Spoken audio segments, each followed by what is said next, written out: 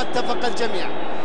الشلهوب قلب الهلال يتقدم، فهل من نبضة أم من توقف قليل؟ الشلهوب محمد على الركلة الترجيحية الأولى بالنسبة للهلال. محمد لعبها، يا سلام، لعيب يا محمد، ما يكبر في السن أبدا محمد الشلهوب، يتم ولد حبوب وصغير وحطها على فايز في المرمى في التسعين. هذه لو يحاول فيها اسبوع ما يجيبها، هذه ركلات مستحيله. واحد الهلال من الركله الاولى. فمن يتقدم من النادي الاهلي؟ اللاعب مارسينيو وحسن العتيبي، ما بدلوه، فهل يبدلها ام ان مارسينيو يرسل له واحده في المرمى ويعدل النتيجة؟ نتابع ونشاهد. مارسينيو تأخر في التنفيذ، فهل من ارتباك؟ تقدم ولعبها في المرمى رغم أن العتيبي قاب قوسين أو أدنى من التصدي لها. 1-1، مهد له أفضلية على الثاني. 1-1. وافونا بنتيجة الرائد والوحدة. البلنتيات ركلات ترجيح هناك ايش سووا؟ مستمرين في الركلات. تأهل الوحدة بركلات الترجيح 4-2 الآن. إذا الوحدة أول فريق في الدور نصف النهائي.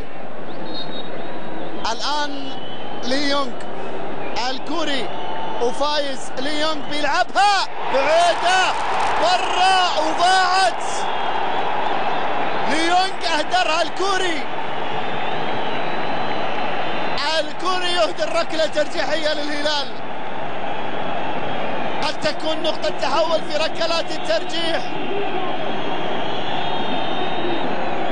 وين حق الشلهوب حلوة، لكن حق ليونغ أبدا ما كانت حلوة، بعيدة لكنها حلوة للهلاويين. حلوة، شوف فرحتهم في الباك جراوند، فرحتهم. شوف كامل المر كيف احتفل كأنه سجل هدف. الآن الصربي نيكولا بيتوكوفيتش، قدمه قوية لكنه مدافع، لعبها في المرمى أيضا وبنفس الطريقة. العتيبي مرتين يروح على الكورة لكن ما شالها، مرتين يروح على الكورة لكن ما شالها. اقترب الأهلي خطوة نحو التأهل. الأهلي أرادها أن تذهب لركلات الترجيح وحدث له ذلك، والآن يتفوق بفارق ركلة عن الهلال. فايز الخيبري، تذكرون يشبه مين هذا الحارس؟ أذكركم بواحد، تذكرون شاكر العليان؟ والله فيه لمحة كبيرة من شاكر العليان. صحيح لي يتهيأ شاكر العليان حارس مرمى المنتخب السعودي في كأس آسيا عام 92 في هيروشيما. وليد الجيزاني في موقف صعب للغاية، وفايز العليان في المرمى، جول بهدوء حطها لكنها مشت وسجل الهلال. حارس نادي النصر في فترة من الفترات اللي نتكلم عنها شاكر العليان، والله يشبه فايز الخيبري، نفس ستايل الوجه والشعر.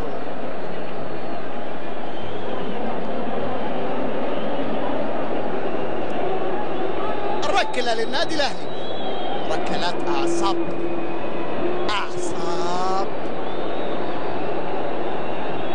وهذا اهلاوي الله يعينه ويدعي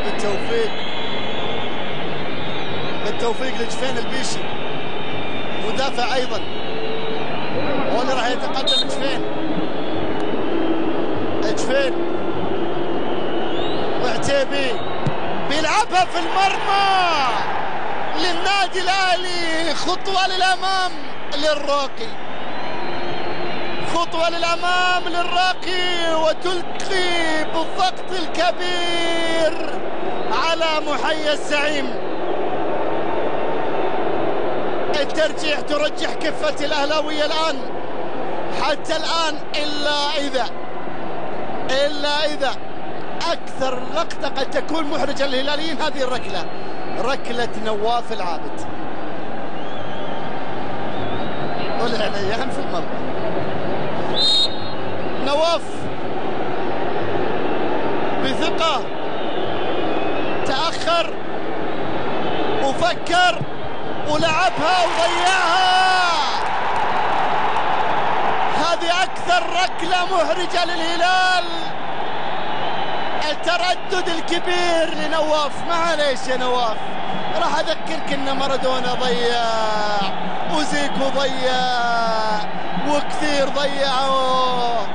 أما هذه اللقطة القادمة قد تكون لقطة صعود النادي الأهلي لينتصر لأول مرة، حتى وإن كان بركلات الترجيح لأول مرة على فكرة في مواجهات الفريقين يصلون لركلات الترجيح.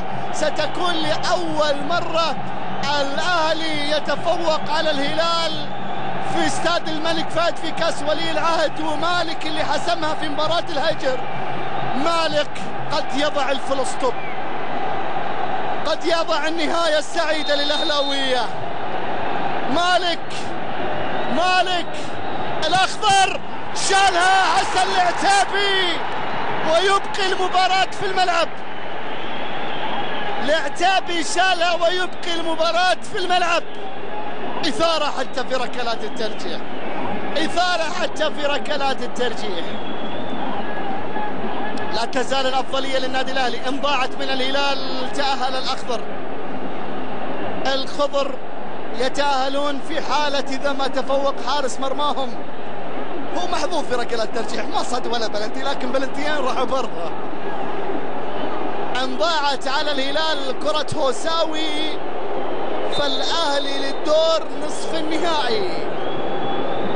أسامة بيحطها في المرمى، وركلة الحسم لدى الأهلاوية الآن.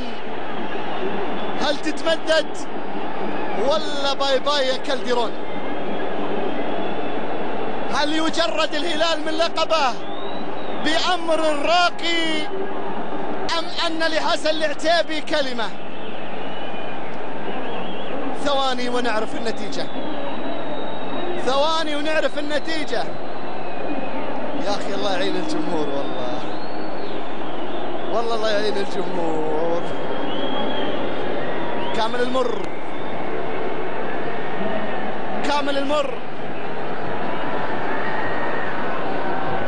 الخضر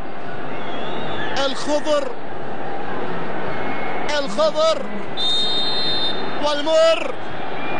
كامل تقدم وحطها، شالها العتيبي،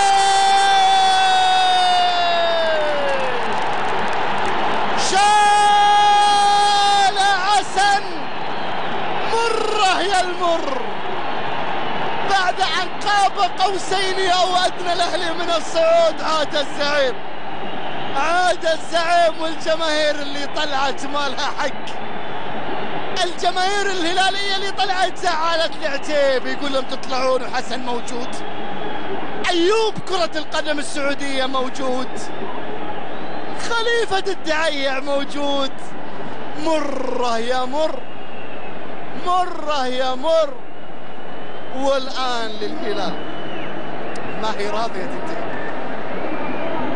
تنتهي. القرني